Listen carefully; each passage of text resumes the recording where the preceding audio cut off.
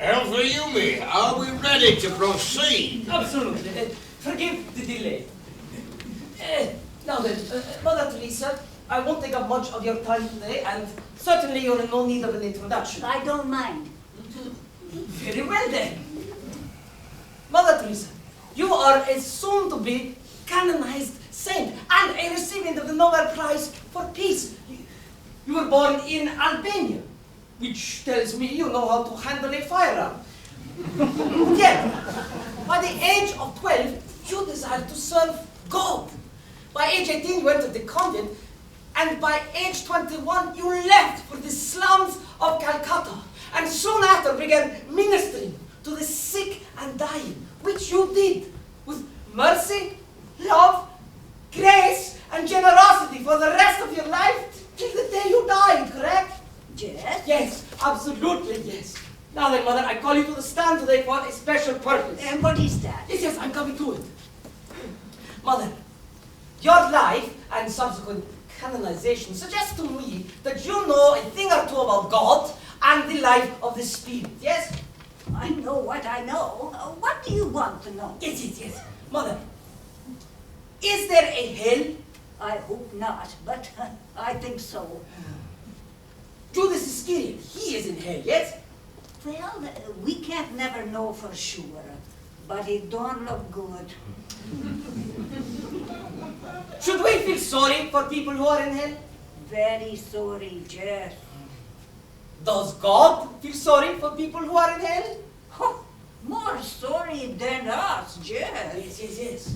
But if God feels so sorry, why not bring the damned upstairs in 3 hearts in the cart, yes? Surely God has that power. Boy, God can lead us anywhere. But sometimes the people, they don't want to go.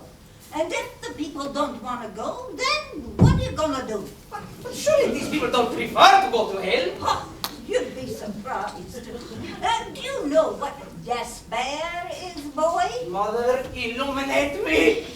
I will tell you what Thomas Merton, who was a very handsome boy like you, I will tell you what that boy had to say about despair. You may not know this, but at one time in my life, I struggled and suffered with a great spiritual darkness. No, not you, Mother. Right No. now, boy. Yes. For many, many years, I experienced the terrible pain of loss, of God not wanting me, of God not being God, of God not really existing.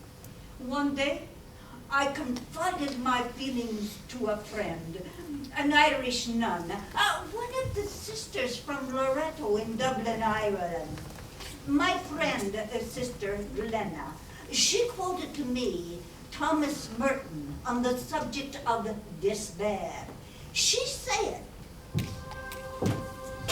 "Despair is the ultimate development of a pride so great and so stiff-necked that it selects the absolute misery of damnation rather than accept happiness from the hands of God and thereby acknowledge that He is above us and that we are not capable of fulfilling our destiny by ourselves." you understand what I'm saying, boy? Can you repeat it? Sure. Despair is the ultimate development of a pride so great and so stiff-necked that it selects the absolute misery of damnation rather than accept happiness from the hands of God and thereby acknowledge that He is above us and that we are not capable of fulfilling our destiny by ourselves. Yes, I think I see now. Judas, he succumbed to despair. The music of God's love and grace kept playing, but he made himself hard of hearing, like me. No, I need this earphone device to hear you. Just if without them, I can hear nothing. Judas, he threw his earphones away. And that is very sad. But that is what he chose. And that is what happened. Yes, Mother, but couldn't God just have obtained a megaphone and simply shouted the instructions into Judas's ears? Boy, one must participate in one's own salvation. In order to hear, one must be willing to listen. When you turn off God, you are saying, I know better than you. No good, boy. No good. No good indeed. Mother, you are a ravishing delight.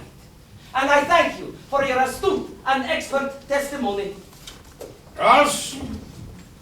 Mother Teresa, upon receiving your Nobel Prize, did you say to the world, quote, the biggest obstacle to global peace in the world today is abortion? Yes, I said that. Do you actually believe that? Yes, I do. You accepted large cash donations from the Duvalier family in Haiti, correct? Yes.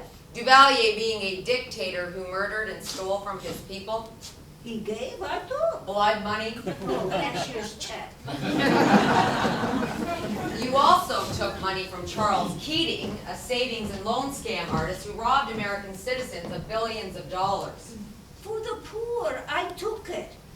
You got $5, I take from you too.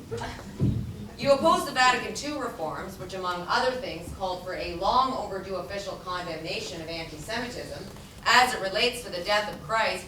Did you oppose the Vatican II, Mother Teresa? Yes. You blamed the wars of the world on abortion, took blood money from murderers and thieves, and opposed taking a stance against anti-Semitism. I'm having trouble understanding why we're supposed to consider you an expert on anything having to do with the Spirit. Oh, Jeff? Yes. Then maybe you better figure it out. I had 2 abortions, Mother Teresa. What do you think about that? I will pray for you and your children. I don't have any children. Not anymore, and that's terrible. Mother Teresa, if abortion is so terrible, then how come I'm not in hell? I don't know. Did anybody tell you you weren't? Must be nice to have all the answers. It must be hard to have only questions. I can live with questions, Mother Teresa. But if you can live with those answers, then with all due respect, I'd say your place is not in heaven with the saints, but with the rest of the dinosaurs living in the Stone Age, nothing further. Mother Teresa, I was wondering if you would mind joining me in wondering just who the hell the Vance Council thinks she's speaking like that to? Oh, it's okay, boy. Everybody, they want to say something. Nobody, they want to listen nothing. Yes. And on that well-struck note, Mother, let us now go back and address some of these outlandish... I go now. But Mother, I'm not finished. I go now. Yes. I think we should all emblazon in Boy. our... Yes, Mother. You give this earphone device to girl. Maybe like this. This girl gonna hear something, make her head don't hurt no more. There's nothing wrong with my head. Cunningham, stand down. Handsome boy.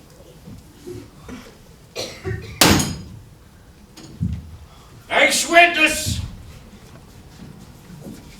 Defense calls Simon the Zealot to the stand.